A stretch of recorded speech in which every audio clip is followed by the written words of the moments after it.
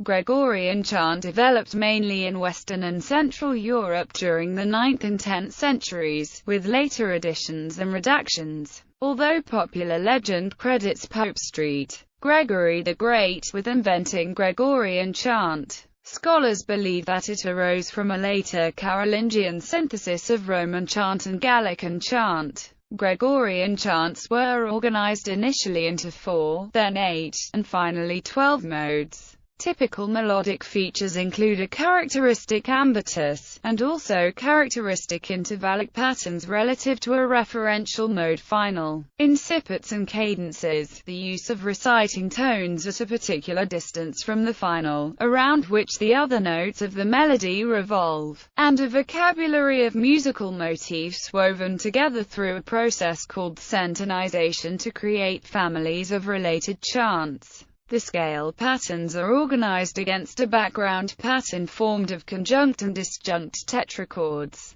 producing a larger pitch system called the gamut. The chants can be sung by using 6-note patterns called hexachords. Gregorian melodies are traditionally written using neumes, an early form of musical notation from which the modern 4-line and 5-line staff developed. Multi-voice elaborations of Gregorian chant, known as organum, were an early stage in the development of Western polyphony. Gregorian chant was traditionally sung by choirs of men and boys in churches, or by men and women of religious orders in their chapels. It is the music of the Roman Rite, performed in the Mass and the monastic office. Although Gregorian chant supplanted or marginalized the other indigenous plainchant traditions of the Christian West to become the official music of the Christian liturgy, Ambrosian chant still continues in use in Milan, and there are musicologists exploring both that and the Mozarabic chant of Christian Spain. Although Gregorian chant is no longer obligatory, the Roman Catholic Church still officially considers it the music most suitable for worship. During the 20th century, Gregorian chant underwent a musicological and popular resurgence. History.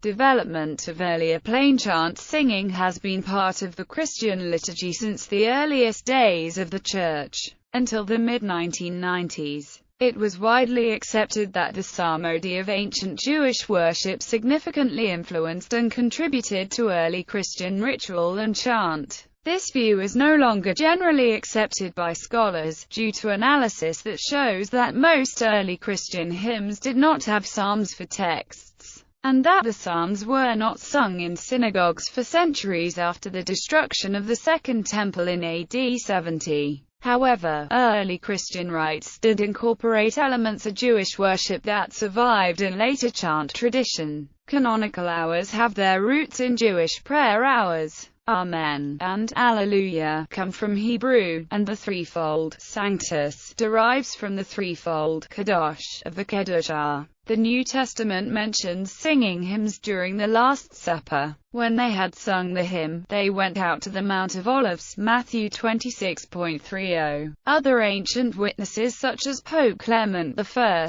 Tertullian, Saint Athanasius, and Egeria confirm the practice, although in poetic or obscure ways that shed little light on how music sounded during this period. The 3rd century Greek Oxyrhynchus hymn survived with musical notation, but the connection between this hymn and the plainchant tradition is uncertain. Musical elements that would later be used in the Roman Rite began to appear in the 3rd century. The apostolic tradition, attributed to the theologian Hippolytus, attests the singing of Hallel psalms with Alleluia as the refrain in early Christian agape feasts. Chants of the office, sung during the canonical hours, have their roots in the early 4th century, when desert monks following St. Anthony introduced the practice of continuous psalmody, singing the complete cycle of 150 psalms each week. Around 375, antiphonal psalmody became popular in the Christian East. In 386, St. Ambrose introduced this practice to the West. In the 5th century, a singing school, the Schola Cantorum, was founded at Rome to provide training in church musicianship.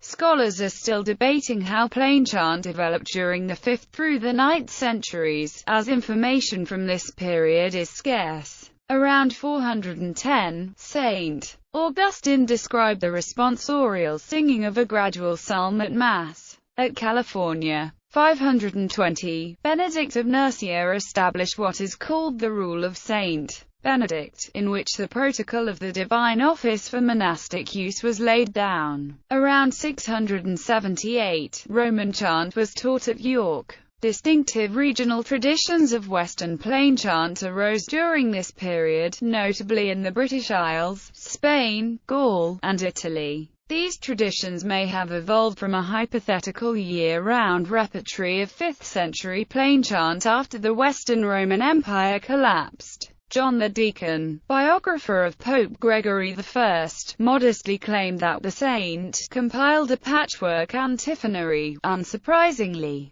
given his considerable work with liturgical development, he reorganized the Schola Cantorum and established a more uniform standard in church services, gathering chants from among the regional traditions as widely as he could manage. Of those, he retained what he could, revised where necessary, and assigned particular chants to the various services. According to Grout, his goal was to organize the bodies of chants from diverse traditions into a uniform and orderly whole for use by the entire western region of the Church. His renowned love for music was recorded only 34 years after his death. The epitaph of Honorius testified that comparison to Gregory was already considered the highest praise for a music-loving pope. While later legends magnified his real achievements, these significant steps may account for why his name came to be attached to Gregorian chant. Origins of mature plainchant. The Gregorian repertory was further systematized for use in the Roman Rite, and scholars weigh the relative influences of Roman and Carolingian practices upon the development of plainchant. The late 8th century saw a steadily increasing influence of the Carolingian monarchs over the popes.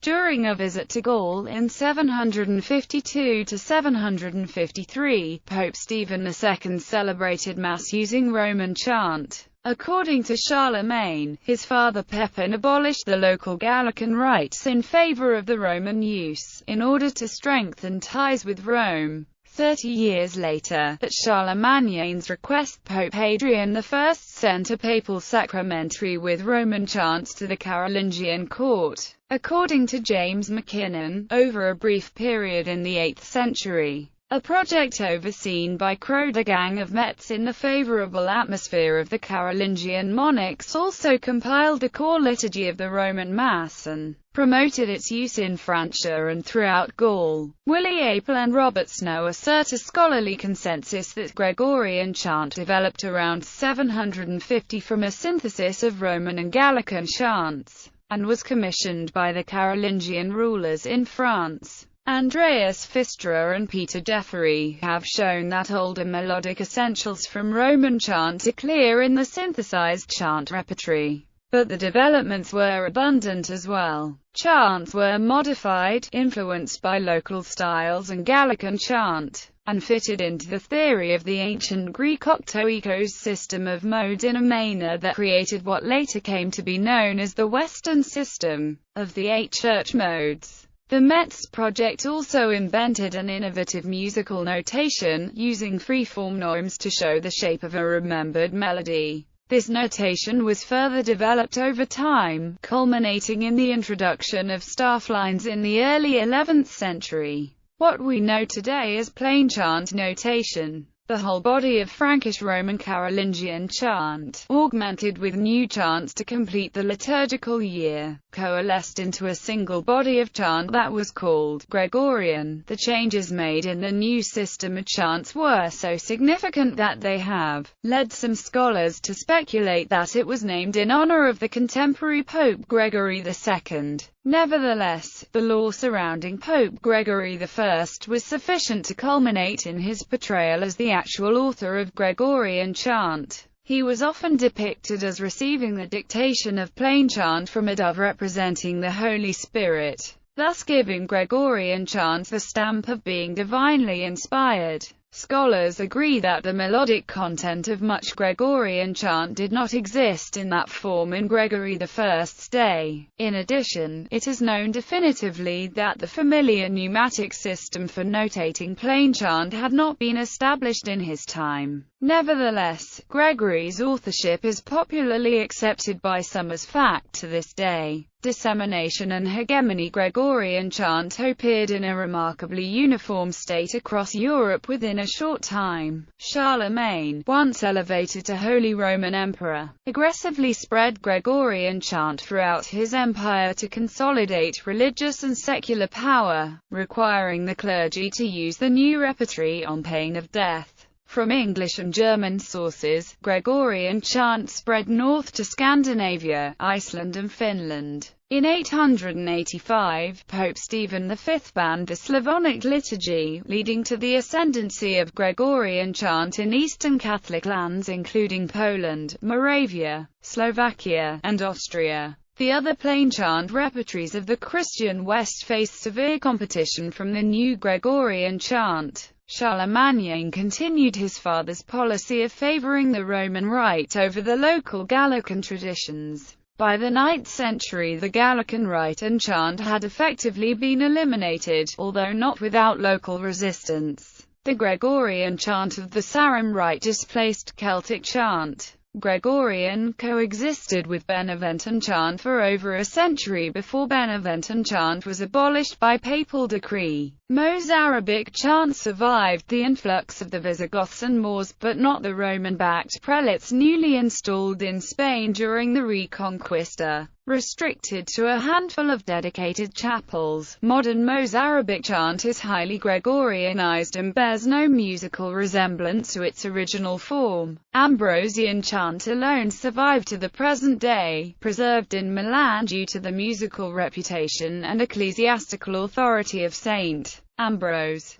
Gregorian chant eventually replaced the local chant tradition of Rome itself, which is now known as Old Roman chant. In the 10th century, virtually no musical manuscripts were being notated in Italy. Instead, Roman popes imported Gregorian chant from Holy Roman emperors during the 10th and 11th centuries. For example, the Credo was added to the Roman Rite at the behest of the Emperor Henry II in 1014. Reinforced by the legend of Pope Gregory, Gregorian chant was taken to be the authentic, original chant of Rome, a misconception that continues to this day. By the 12th and 13th centuries, Gregorian chant had supplanted or marginalized all the other Western plain chant traditions. Later sources of these other chant traditions show an increasing Gregorian influence, such as occasional efforts to categorize their chants into the Gregorian modes. Similarly, the Gregorian repertory incorporated elements of these lost, plain chant traditions, which can be identified by careful stylistic and historical analysis. For example, the improperia of Good Friday are believed to be a remnant of the Gallican repertory. Early sources and later revisions. The first extant sources with musical notation were written around 930. Before this, plain chant had been transmitted orally. Most scholars of Gregorian chant agree that the development of music notation assisted the dissemination of chant across Europe. The earlier notated manuscripts are primarily from Regensburg in Germany, St. Gall in Switzerland, Laon and St. Martial in France. Gregorian chant has in its long history been subjected to a series of redactions to bring it up to changing contemporary tastes and practice. The more recent redaction, undertaken in the Benedictine Abbey of St. Pierre, Solesmes, has turned into a huge undertaking to restore the allegedly corrupted chant to a hypothetical, original state. Early Gregorian chant was revised to conform to the theoretical structure of the modes. In 1562–63, the Council of Trent banned most sequences. Guidats Directorium Chori, published in 1582, and the Editia Medicea, published in 1614, drastically revised what was perceived as corrupt and flawed barbarism by making the chants conform to contemporary aesthetic standards.